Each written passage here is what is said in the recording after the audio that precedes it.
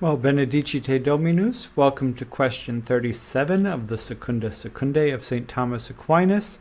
The topic for this lecture is discord, and I am Dr. Thibault.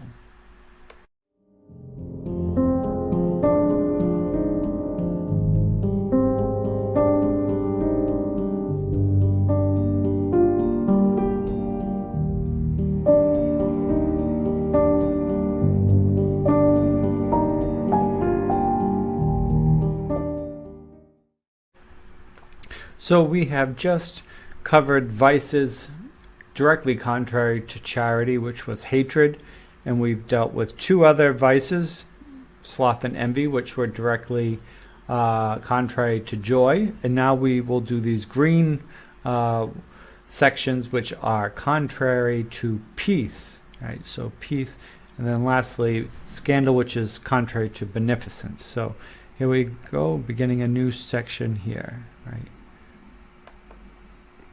Only two articles, so it's quite short.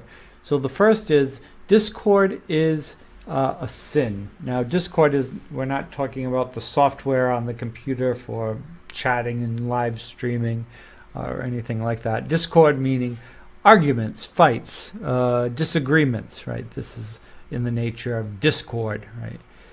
You remember it from Shakespeare. Art thou a minstrel? If I am, thou shalt make a great discord, right? It'll be both sounding bad and also a fight, right? It will lead to a fight if I am a minstrel, right? That's from Romeo and Juliet, if you're curious. Dissension, that is discord, is reckoned among the works of the flesh, right? So that's under Galatians when we're talking about fruits of the Holy Spirit, and also that which is a sign that the Holy Spirit is not present in Galatians 5.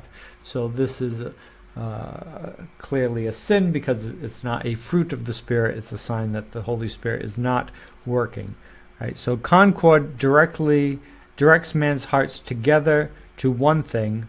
Right, so concord is a virtue, right? You can see what con means with, right? Together. Discord meaning not together, right? Disjointed, right? So concord directs man's hearts together to one thing, which is chiefly the divine good. Secondarily, the good of the neighbor. Union of wills, not of opinion, right? So if you are in concord, which is an element of peace, right? You will be with unity directing your heart towards the divine will. So you have Saint 1 and Saint 2, and both of them are chiefly concerned with the divine will. Therefore, their wills will be joined together in a common mission of pathway to God, right? So there's a common unity of the will, right? That comes together, which then also leads to care of one's neighbor, right? The good of one's neighbor. So, in contrast, then, you will not be moving together towards God with somebody. You are not working together with the divine assistance towards the divine good, and you are not together working on the good of your neighbor. Therefore, you are disjointed, right? You are in discord, right? So this is clearly a sin, right? Because the collaborative and the unitive element of this, which creates concord, is good. Also, this last piece, that the union of the wills and not of opinion. So does it mean, if you are virtuous, that you will never disagree with anyone? No, right? That's not what it means, is that you will never disagree with anyone. Could two people within the church even disagree? Right? St. Thomas points out St. Barnabas and St. Paul didn't always come to an agreement. Right? We could also say St. Paul and St. Peter didn't always come to an agreement. Peter and James didn't always come to an agreement. right? So they don't always agree on everything, right? So are they in discord? And St. Thomas points out, he says, well, you can have differing opinions.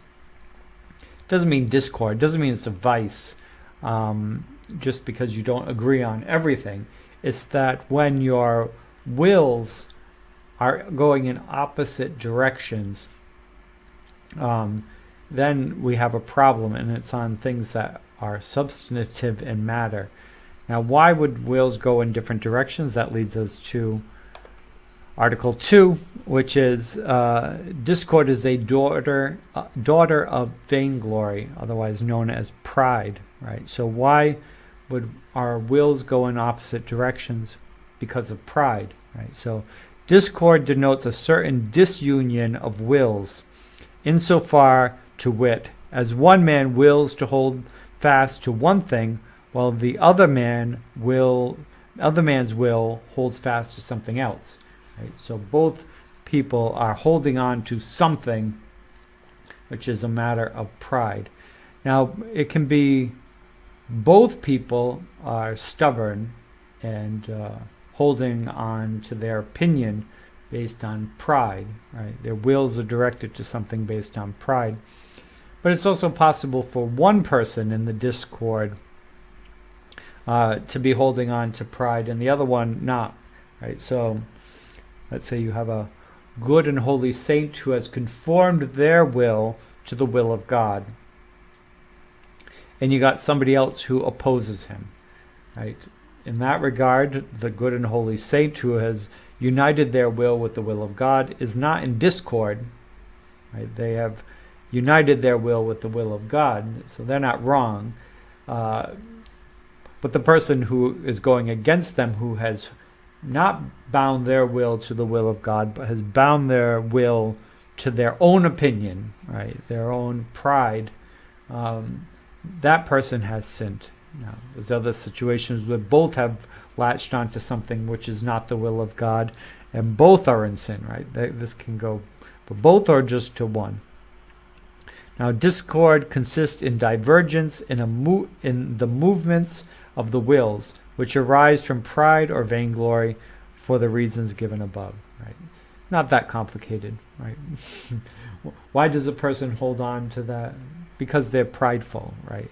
And what is the cost of being prideful? A lack of peace. Makes sense, right? Lack of peace.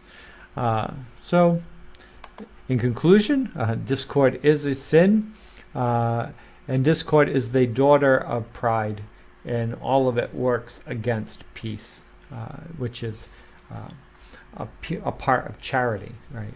So this is a violation of charity. Okay, well, next we will move on to more of the elements of vices against peace. Okay.